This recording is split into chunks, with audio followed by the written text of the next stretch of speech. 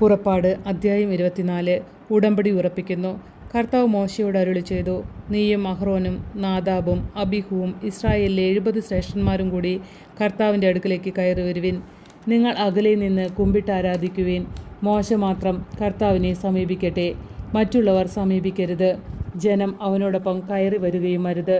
മോശ ചെന്ന് കർത്താവിൻ്റെ എല്ലാ വാക്കുകളും നിയമങ്ങളും ജനത്തെ അറിയിച്ചു. കർത്താവ് കൽപ്പിച്ച കാര്യങ്ങളെല്ലാം തങ്ങൾ ചെയ്യുമെന്ന് അവർ ഏകസ്വരത്തിൽ മറുപടി പറഞ്ഞു. മോശ കർത്താവിൻ്റെ വാക്കുകളെല്ലാം എഴുതി വെച്ചു.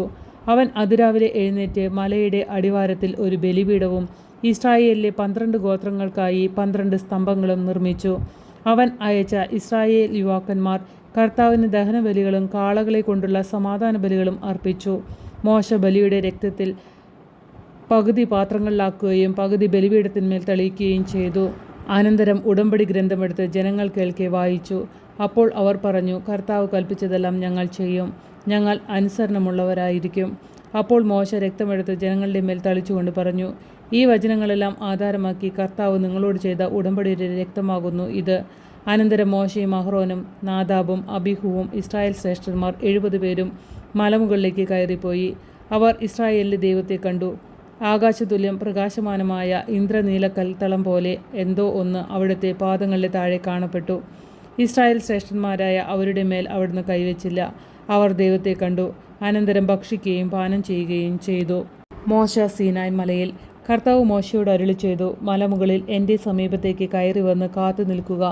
ഞാൻ നിയമങ്ങളും കൽപ്പനകളും എഴുതിയ കൽപ്പലകകൾ നിനക്ക് തരാം.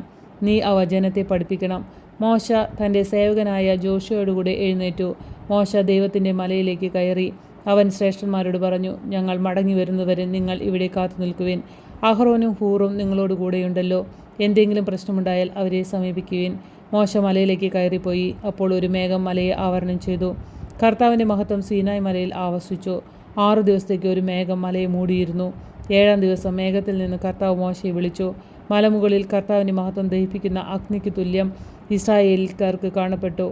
മോശ മേഘത്തിൻ്റെ ഉള്ളിൽ കടന്ന് മലമുകളിലേക്ക് കയറി. 40 രാവും 40 പകലും അവൻ മലമുകളിലായിരുന്നു.